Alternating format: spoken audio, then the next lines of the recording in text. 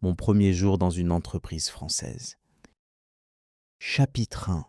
Mon arrivée dans une entreprise française.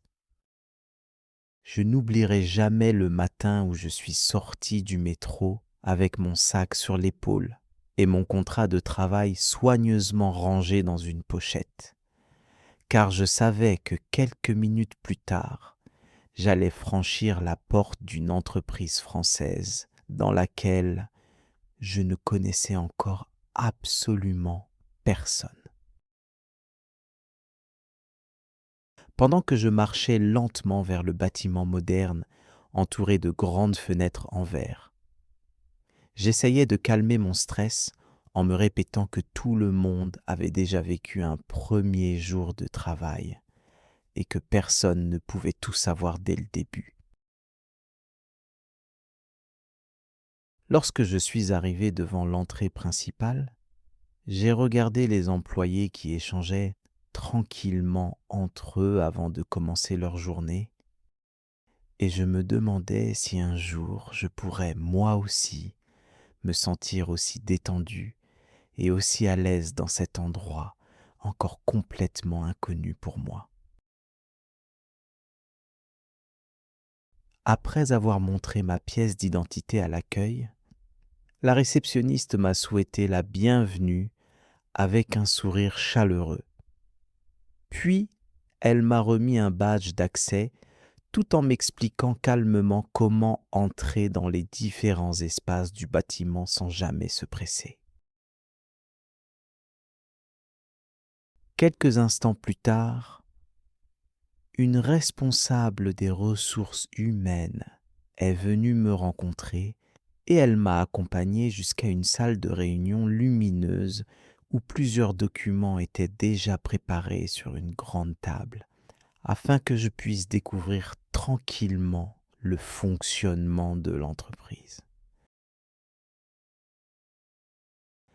Elle m'a présenté les principales valeurs de l'entreprise, en expliquant que le respect, la coopération et la confiance étaient aussi importants que les compétences professionnelles, ce qui m'a immédiatement rassuré parce que je comprenais que l'ambiance de travail occupait une place essentielle dans cette équipe.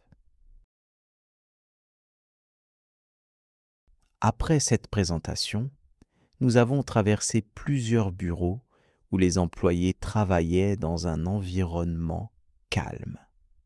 Et chaque personne que nous rencontrions prenait quelques secondes pour me saluer avec un sourire sincère avant de reprendre son activité avec beaucoup de concentration.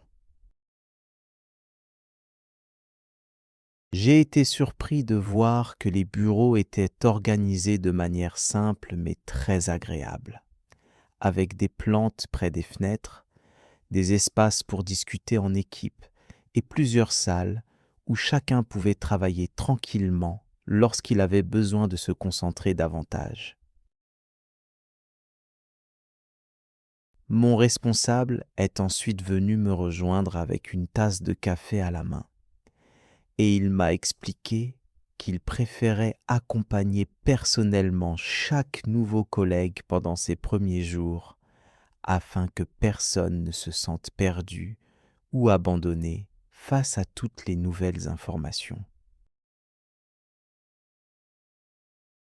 Nous avons ensuite pris le temps de visiter les différents services de l'entreprise. Et il m'a montré où se trouvaient les salles de réunion, la cuisine, les imprimantes, les espaces de repos et tous les endroits que les employés utilisaient quotidiennement pour rendre leur travail plus agréable.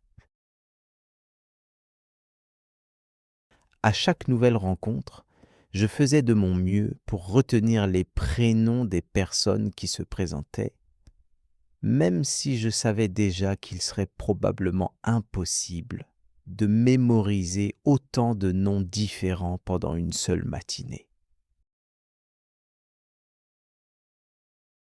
Avant de commencer mes premières tâches, mon responsable m'a installé à mon bureau qui se trouvait près d'une grande fenêtre laissant entrer beaucoup de lumière naturelle.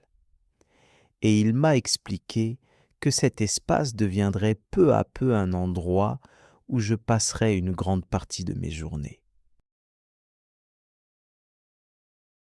En allumant mon ordinateur pour la première fois, je ressentais encore un peu de nervosité.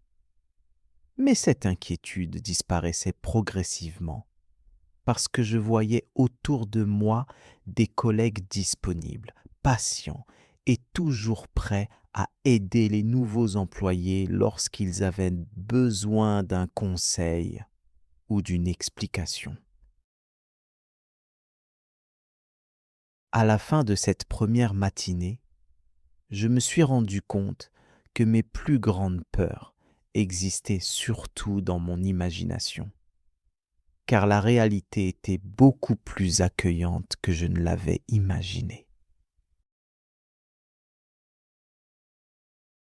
Je commençais déjà à penser que j'avais peut-être trouvé un endroit où je pourrais apprendre, progresser et construire une belle carrière pendant les années à venir. Chapitre 2. Mes premières heures de travail.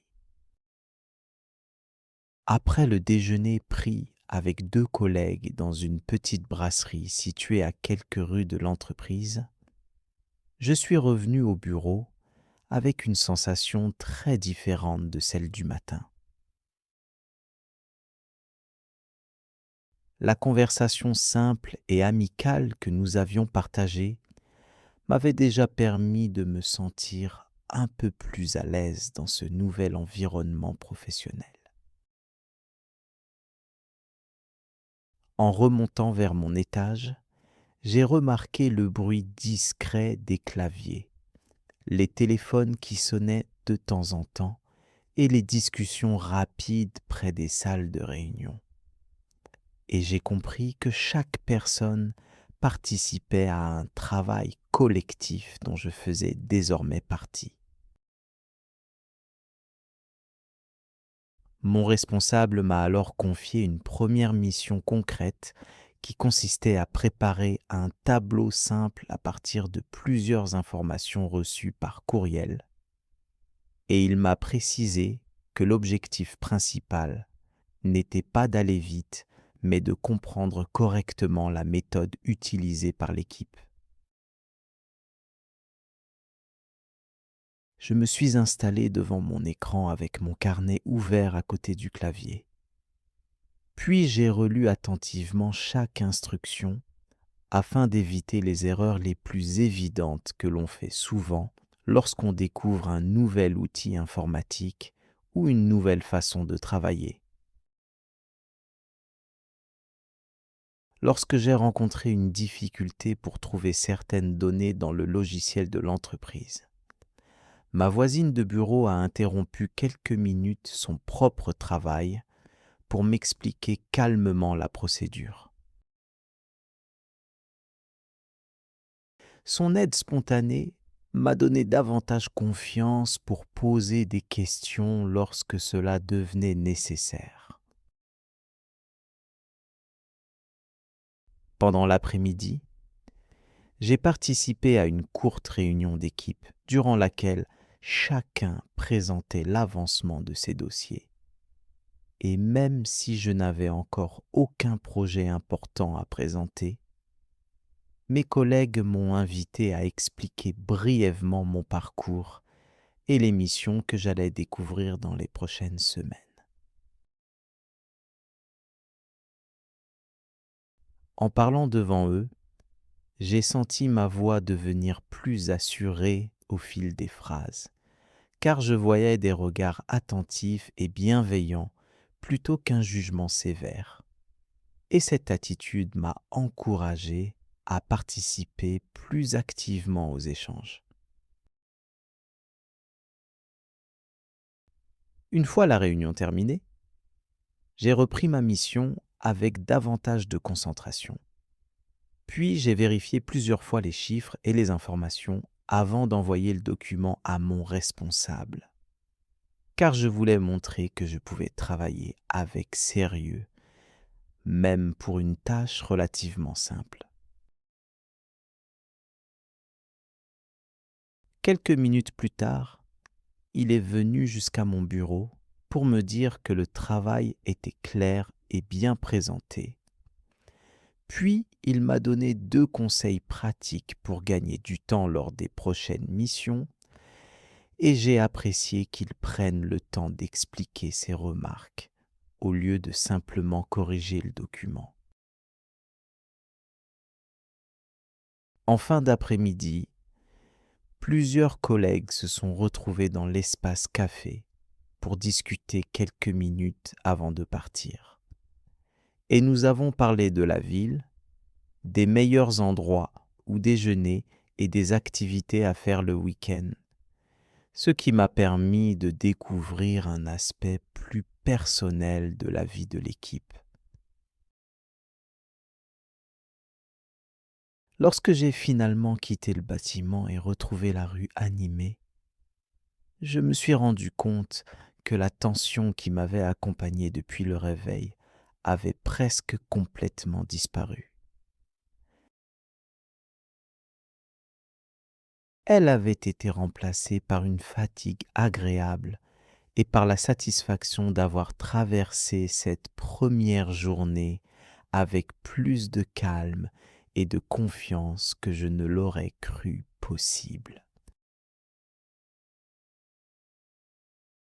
En rentrant chez moi dans le métro du soir, je regardais les lumières de la ville défiler derrière la vitre et je pensais déjà aux nouvelles tâches, aux nouvelles rencontres et aux progrès que j'allais accomplir dans cette entreprise française qui commençait doucement à devenir un lieu familier.